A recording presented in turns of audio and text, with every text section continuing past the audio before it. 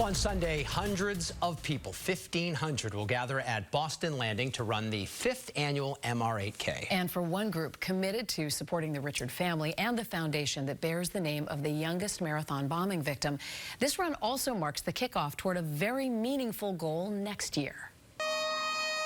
From the start, Team MR8 was all about harnessing a collective power for good and honoring the memory of a kind boy who loved sports. The goal is always, when you lose someone like we lost Martin, is to find a way to kind of keep his spirit, his name, his image, you know, kind of with us and with people. I met Bill Richard in the oasis that is Martin's Park just days before this year's MR8K. The 5-miler is the foundation's main fundraiser, but it's not the only one on the horizon. 2020 was supposed to be Team MR8's last Boston Marathon. But when the pandemic forced a virtual race, that big finish felt incomplete. With the 10-year anniversary of the bombings next April, the team began to stir.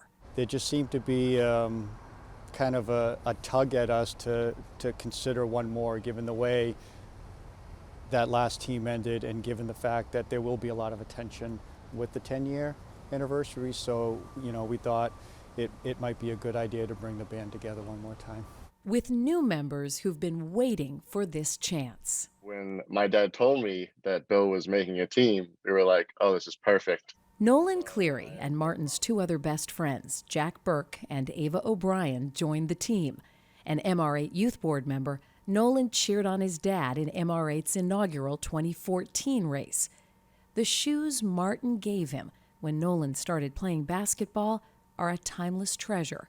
Like his friends, Martin would be 18, old enough to run Boston. Yeah, I just felt it was something I needed to do to really just, I don't know, like finish what I started. And honor his memory? Yes. What is it like to know that his friends are going to be on the marathon team? Emotional. Having them run is hard, but exciting for these young people to agree to do it. And you know, in Martin's name is really just a testament to who they are, how tight they were with Martin, and how they want to continue to remember him. So it's terrific. This memory is motivation. Running down that street and crossing that finish line, it was awesome. Henry Richards' 2022 Boston, his first marathon, was a feat and a tribute. Martin's older brother is now team captain, offering this advice to newcomers. It doesn't matter how much pain you might be in, there are people going to be there to pick you up and carry you the rest of the way. Their road to Boylston Street starts with their kickoff training run at the MR8K. It's going to be a lot of emotion, I think. Rachel Moo started running when she joined Team MR8 in 2013. She's now a seasoned marathoner. Her former students, now teammates. Rachel was Martin's 2nd grade teacher. He made this sign in her class, and she made him a promise. That when he turned 18, we would run our first marathon together, and 2023 would be the year that we would run together. So I feel like it's very meaningful to be able to fulfill my promise to him. And with at least 1,500 runners and walkers, Team MR8 is going to be in very good company at Sunday's race. WBZ is proud to partner with the Martin Richard Foundation for the MR8K. And in case you're wondering, it's going to be a nice day Sunday. You can register at Boston Landing in the morning. Nolan won't be there because he's at Purdue, but Martin's other friends will be there. I got to say, the family and the foundation doing so much for the city of Boston and for so many people.